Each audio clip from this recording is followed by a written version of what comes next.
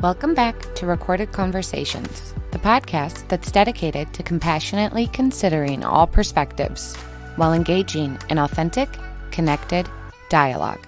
I'm Danielle Kingstrom.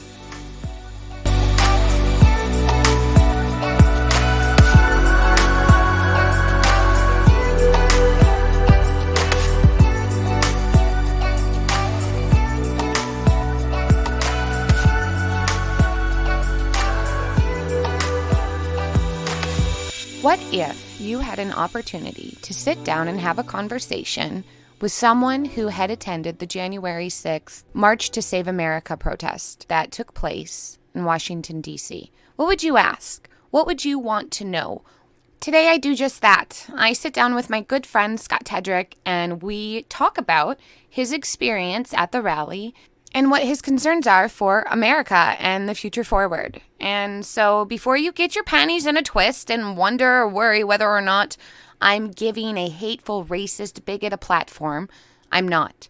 I know Scott. I know Scott's heart. I don't know if you follow any of what I write for Patheos Progressive Christian, but I have been trying to help people see that there is another side of this. There's a different side other than what the media is portraying. There's another side to this that even our elected officials, Pelosi, McConnell, and the like, whatever they've been saying, there was another perspective that we hadn't considered and that I hadn't considered. Now, I've said this before. I wrote about this. I was utterly shocked to find out that my friend was going to the rally. I think over the summer he had attended a rally in South Dakota. It was a Trump rally, and I remember I got my panties all up in a twist, and I was like, "Who are you? And what are you supporting? And are you a Trump supporter?" And da da da da da.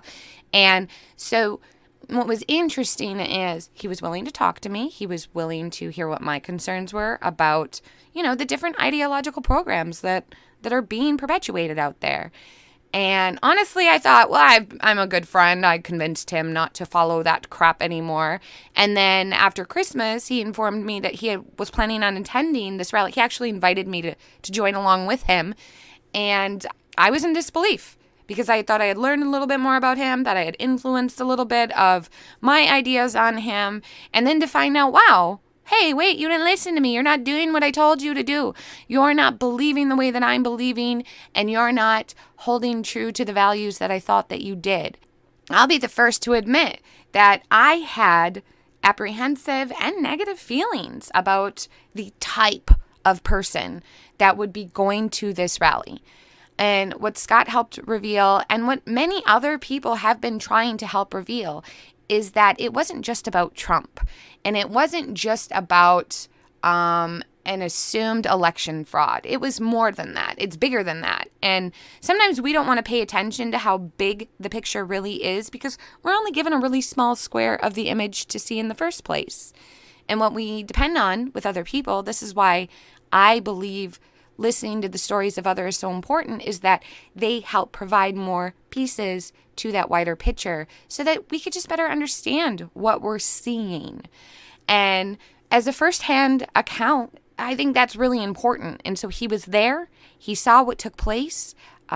He was within the atmosphere and the emotion of it all. And so I'm just really appreciative that he was willing to sit down with someone who disagrees with him on so many things and still find out that, underneath it all, we have shared values. And listeners, as I ask you before every episode, will you please compassionately consider the perspective of Scott Tedrick? Enjoy the episode.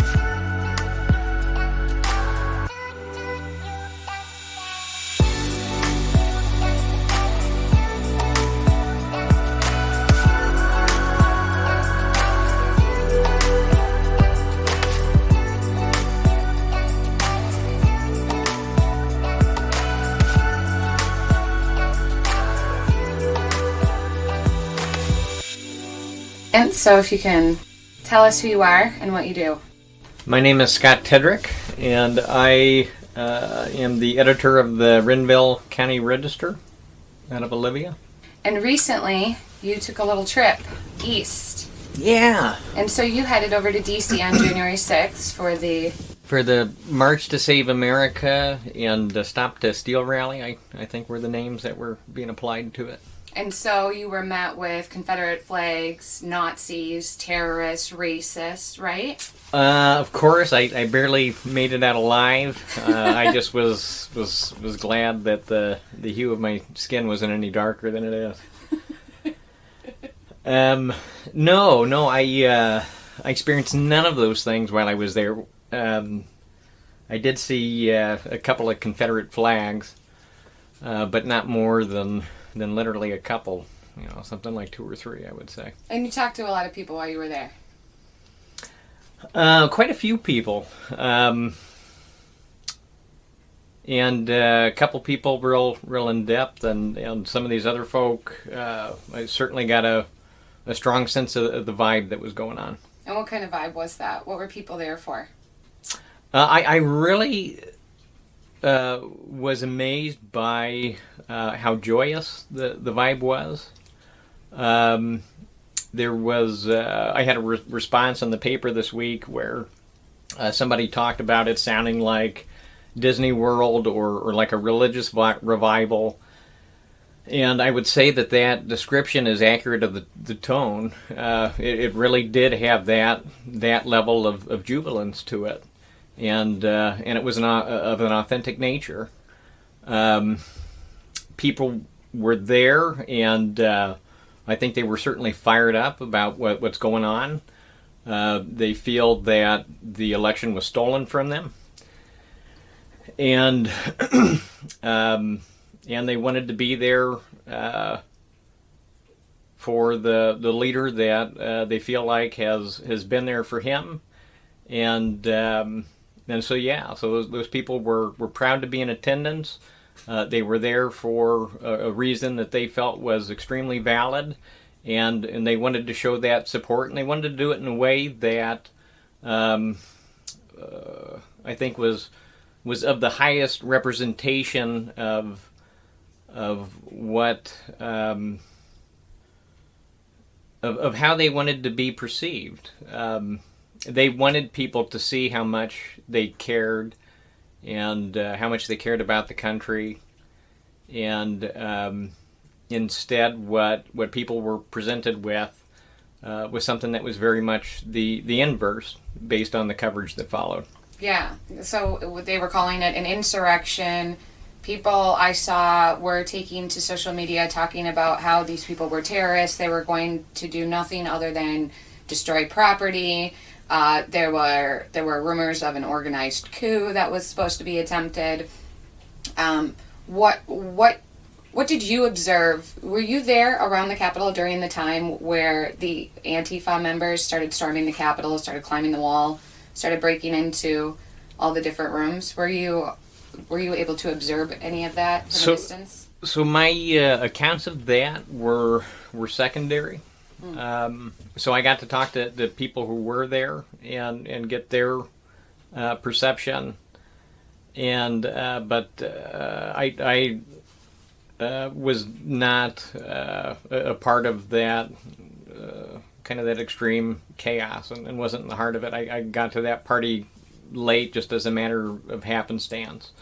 Was actually walking towards it when I ran into some people who were coming the other way. Asked if I was heading the right direction, and they said they were leaving, that there had been a shot that had been fired. And so at that point I rushed that direction, and got just at a point of where I could observe from really the back. Is that when the woman was shot inside the Capitol? Yeah, and the way that it was said to me at that time was somebody had gotten in and opened fire in the Capitol, and so I was under the impression it was gun rights folk or something like that were being idiots. So I didn't realize somebody had been killed at that point. And I wasn't aware of the circumstances with it either. Did you see a lot of people carrying weapons with them there? Did you notice anyone? No, I didn't. There's certainly a lot of people wearing kind of military fatigue type stuff. Certainly tons of just military interest and So what passion. convicted you to go? What was your inspiration and motivation to go? I woke up the day after Christmas, and I knew that I just had to be there. It just was a feeling, and I've certainly been observing everything that's been transpiring. I myself don't subscribe to or put myself in a particular political camp, but I do take note of what's going on, and I'm invested in the process.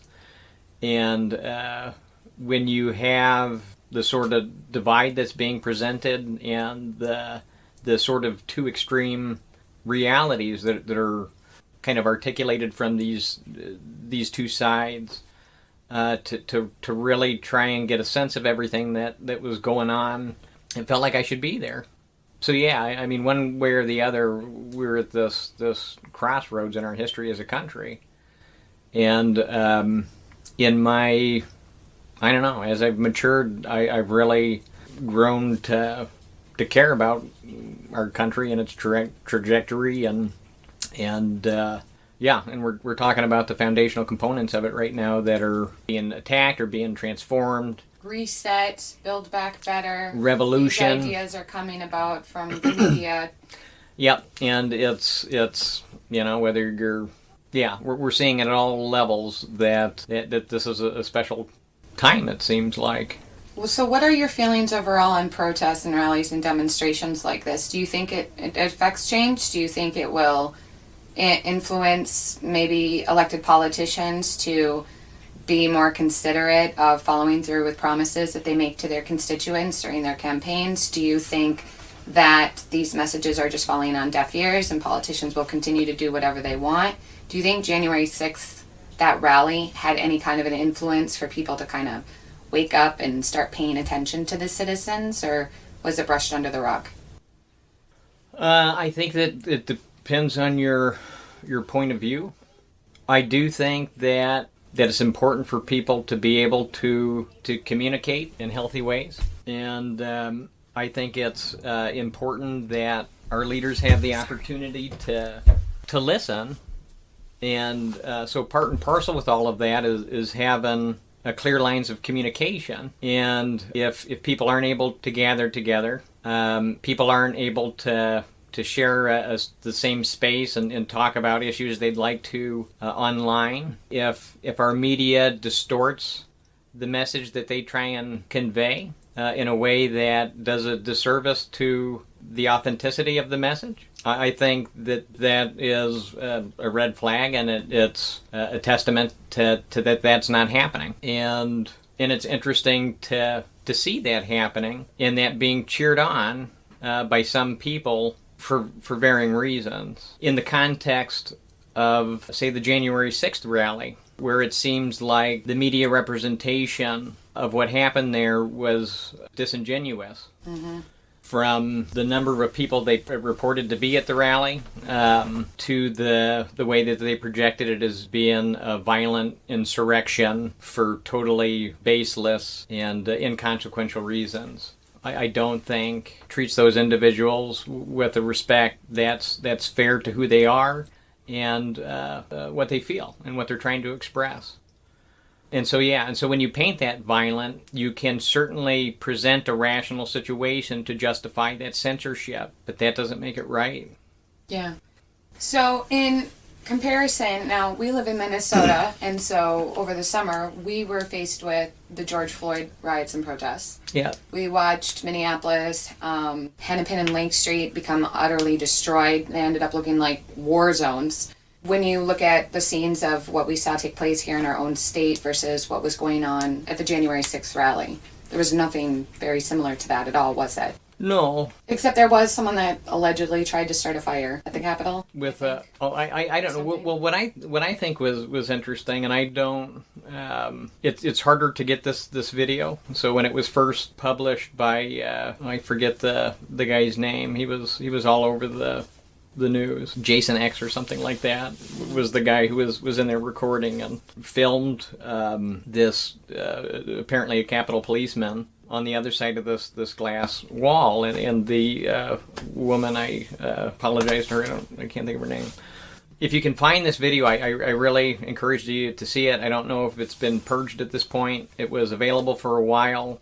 The places where I was able to access it. The video of the woman being shot, someone had recorded it. Yeah, and the places that I had tried to access it again before, I wasn't able to do so. I didn't do a big search after that, so I don't know how hard it would be to find. But the story that I had heard, by the way, was that this woman had thrown a chair through some sort of glass something or whatever, and at this point she was shot, trying to get into the area where I think some of the offices are or whatnot. And anyway, if you see this video, you have this officer, this pane of glass, this woman on the other side. They're not 5 feet from each other, and the man is pointing the gun at her point blank, and she is trying to lift herself over this kind of barrier or doorway to get on the other side, and she's lifting herself up. She has no weapons, and she's literally defenseless because her hands are pulling herself up, so she's totally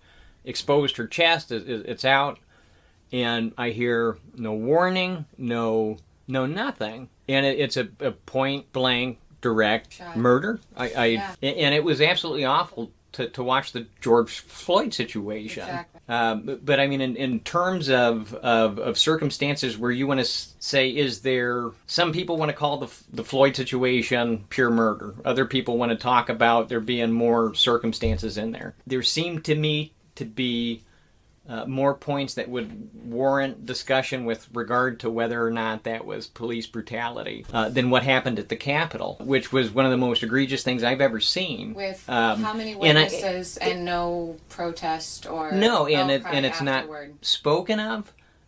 So if police brutality is the true issue, then why is it not the same in all circumstances? I asked the same question. Now, FBI statistics have shown repeatedly year after year that, in fact, police kill white citizens at a higher rate than black citizens. And it seems to be that we only hear about certain instances in where the police do kill citizens based on their skin color. And I remember hearing about that, and I'm like, that was a woman. I have been told that women are also a protected class. We were an oppressed class. And I think, well, there was no outrage or outcry about that. And she's a veteran.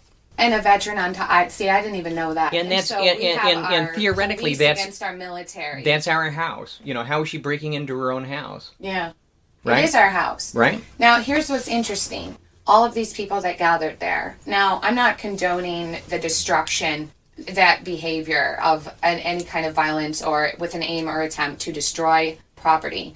But I was really amused. I wrote about your experience to kind of talk to a wider audience in my Pathos blog, and I had a lot of commentary from people saying, if I knew your friend's name, I would report him to the FBI for terrorism. Mm-hmm. And I thought, is that where we're at right now? We have somehow changed the messaging to believe that protesting is anti-American only if it is in support of those we don't agree with, and therefore we need to call them all terrorists. We need to ban them from flight travel ever again. We need to lock them up and throw them away because they were doing what they were constitutionally protected to do, right? Like, that's, I thought, what the First Amendment protected us.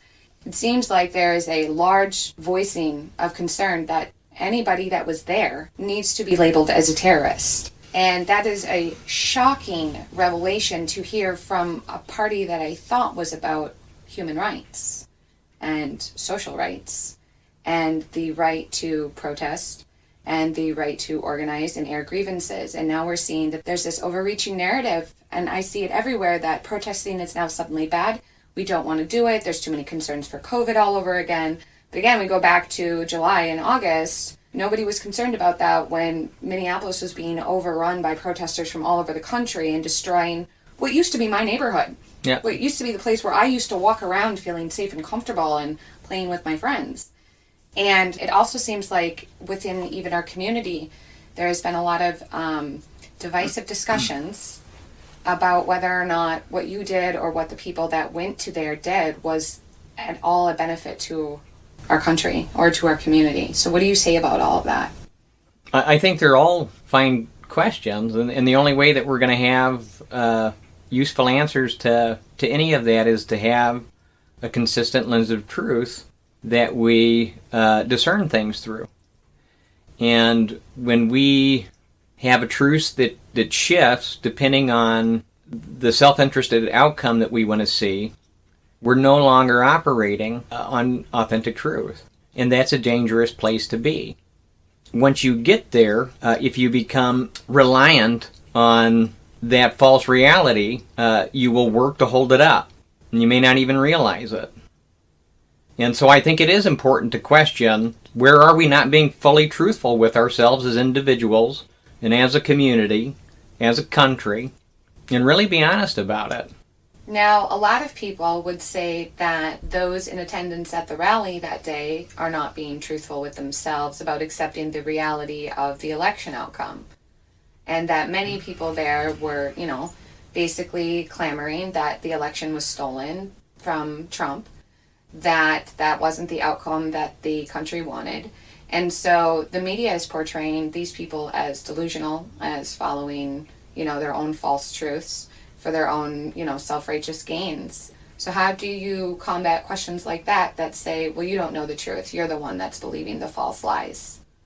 Well, it seems to me like the media has been turning up that volume on that message. Definitely. And really beating you over the head with it.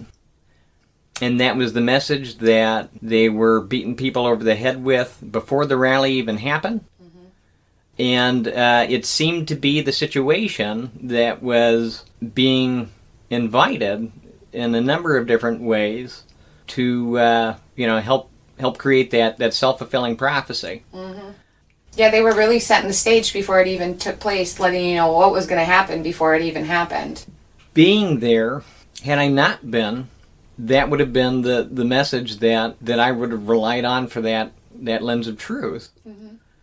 The way things were reported and what was reported, what wasn't reported, was such a dissension from what seemed to me to be an objective accounting of that situation.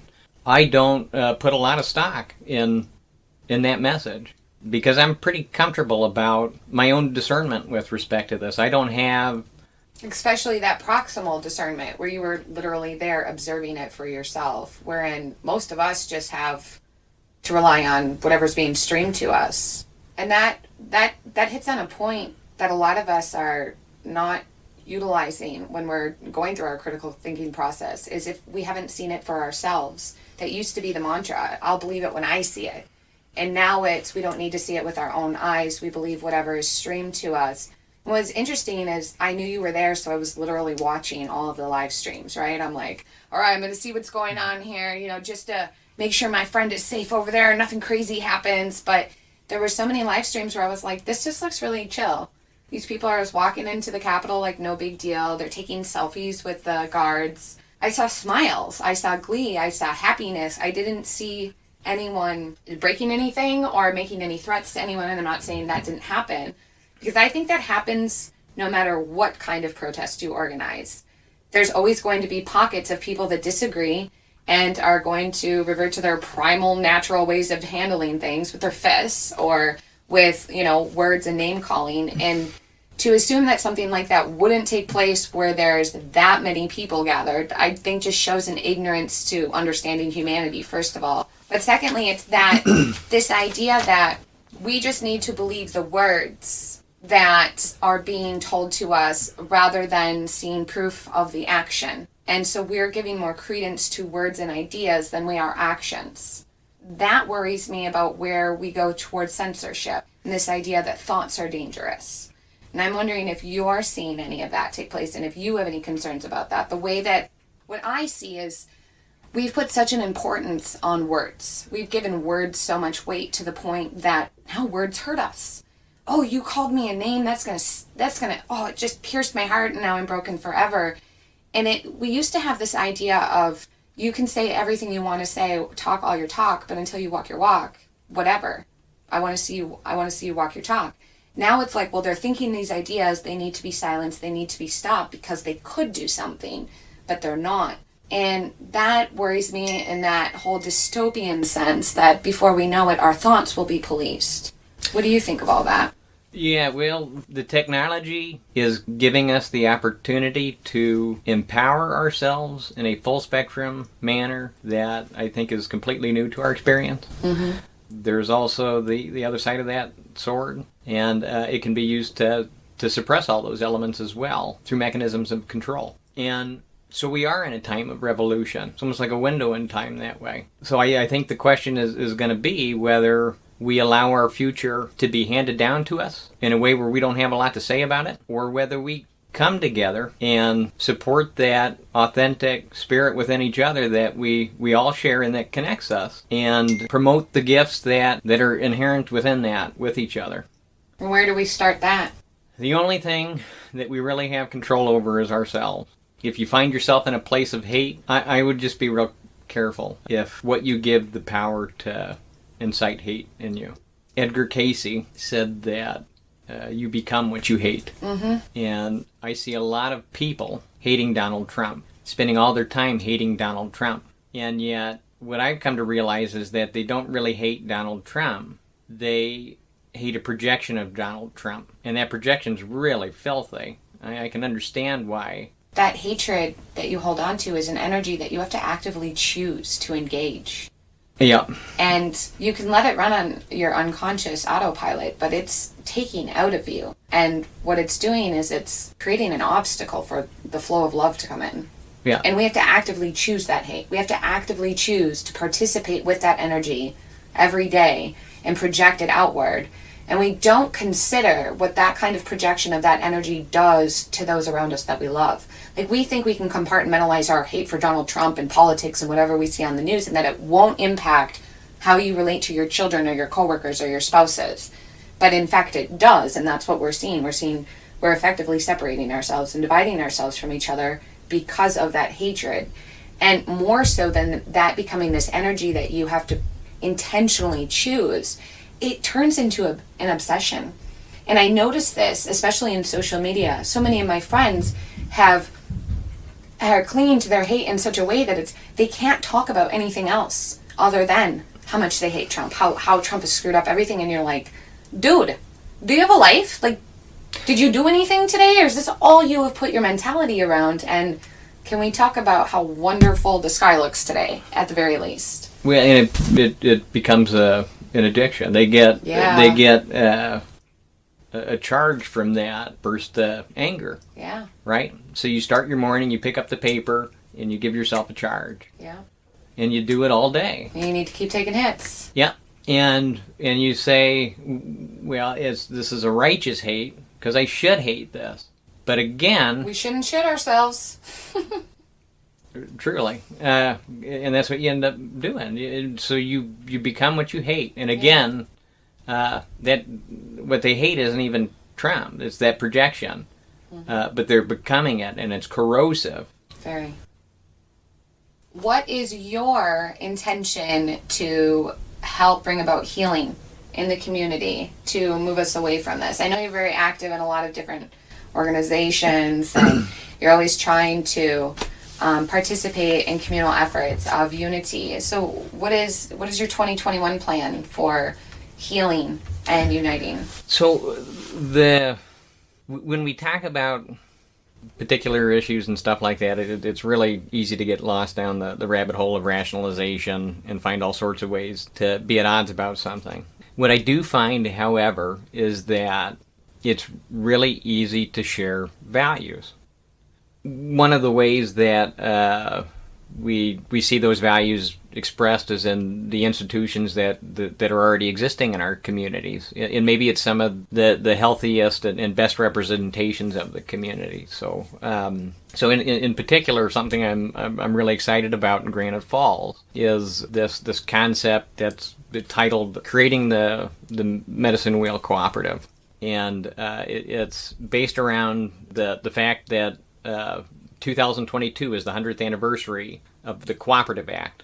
And that's significant for the community of Granite Falls because Andrew Volstad, who is the community's most famous citizen. He was on the cover of Time for his work with the Volstad Act, which many people might recognize from Prohibition. It's also known as the Prohibition Act. Is known in regard to that, but his bigger contribution is his work with the Cooperative Act. So that's the Capper-Volstad Act, and it's the legislative foundation for all the cooperatives in existence, sometimes called the Magna Carta of the cooperative.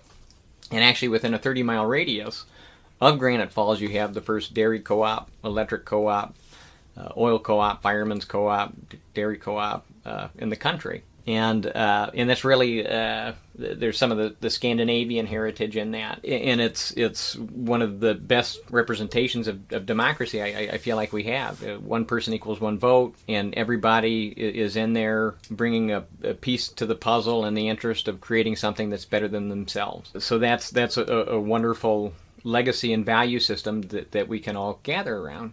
We also have a native community in Granite. Mm-hmm. That vibe of the cooperative exists with the native tribe, but of course, not being Scandinavians and whatnot, it doesn't come through in that form. However, symbolically, the medicine wheel, I feel like is something that, in terms of a value representation, is on a similar type of plane as the cooperative. And so with 2022 being an opportunity to kind of consider that cooperative legacy of Granite Falls and maybe envision a cooperative reality to share together in the future, maybe one way to help those two communities work together beyond political or racial divides or whatever is to focus on those symbols as representative of our value systems and to spend some time teaching each other about those symbols and the stories behind them and the significance of them and how they're alike and how they're different. Mm-hmm. The medicine wheel has a holistic quality to it that to me transcends the cooperative. It's almost kind of a spiritual element. I feel like that's something that we, as a white person, I'd like to see finally incorporated into integrating kind of all the layers and dimensions of the influences and the traditions that we're kind of surrounded by. Well, into the American story, because the natives have been suppressed throughout our story, and we need that full expression, and they have a lot to offer right now. So again, focusing on those values, focusing on our commonalities, and recognizing the gifts that we each have to bring, and making sure that everybody has the opportunity to share those gifts. Otherwise, you are going to have chaos. I often think that we're always so concerned with the national collective dialogue that we forget about our personal local dialogue. And we forget about how we can just better connect to that small circumference that we all kind of situate ourselves in. And we're always more focused on that wider circumference and how that impacts us, while forgetting that right here, while we're ignoring each other, that can actually take a toll on us. So what say you about how we can better collaborate and cooperate with one another locally? What should we be asking ourselves to do more of, especially this year, post this whole, 1 year into COVID? How can we better connect and kind of help evaporate fear and division? What's your recommendation for that? I think these communities are so special and have such an important, special role to play going forward. I would suggest that the communities recognize their value. In a time of division and distrust and stagnancy based on that, in these communities we know each other. We trust each other. Everybody pulls their weight here. We've maintained that connection to those legacy value systems in an authentic way. So we're less susceptible to facade. We can live by truth, and we can show people what that looks like. And we can be empowered by it, and we can create together with it. And we can create shalom. So what are your final thoughts here? If you can leave people with a message on something that they can just kind of plant a seed of hope for themselves. What are you asking yourself to be more aware of going forward so that you can kind of contain yourself from falling into all of the junk and the bristle of all of the crap that is thrown at us? What's something that you would recommend to people? There is all that stuff out there, and a lot of people are experiencing the weight of that. I think a lot of people have been miserable. I also think in this time that we're finding something deeper within ourselves, and we're finding that we have more choice in that happiness than maybe we've given ourselves credit for. So this is a pivotal time, and you were here for a reason, and a lot of people need your help. You have a gift that is going to be effortless for you to give, that will transform the world for somebody else. If you live in truth and love, you'll come to know that. That's good. So choose to live out your truth. Choose your happiness. And realize that truth is in God. Awesome. I love it. Thank you, Scott. Thank you.